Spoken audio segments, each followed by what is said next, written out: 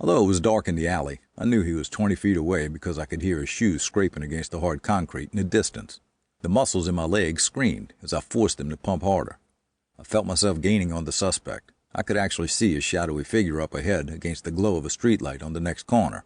Within a few seconds, I heard a chain-link fence rattle, and then the man cursed. The sharp sound of his pipe smashing the fence confirmed that he was cornered, and he didn't like it.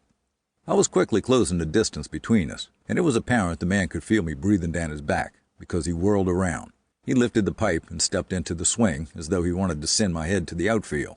As fast as things were moving, my mind raced even faster, weighing my options and calculating my chances of success.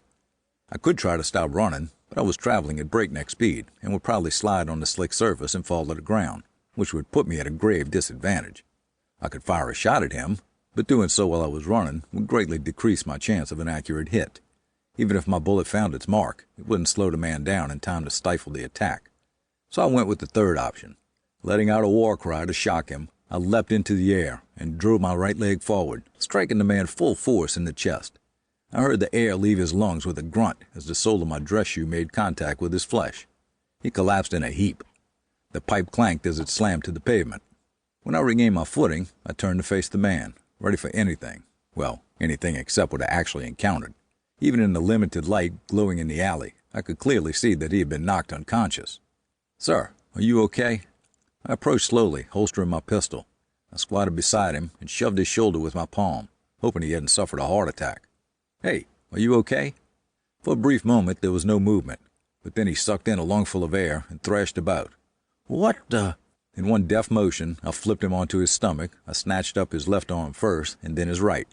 Once he was handcuffed, I pulled out my radio and let Beth know I was Code 4, which meant no other assistance was needed.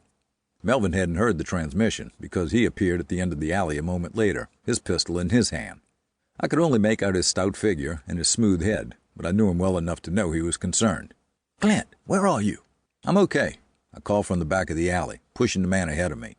He was cursing and still straining to catch his breath, but he offered no resistance. I heard Melvin sigh, and then his pistol clicked in place in his holster. He met me halfway down the alley and took the man's left arm.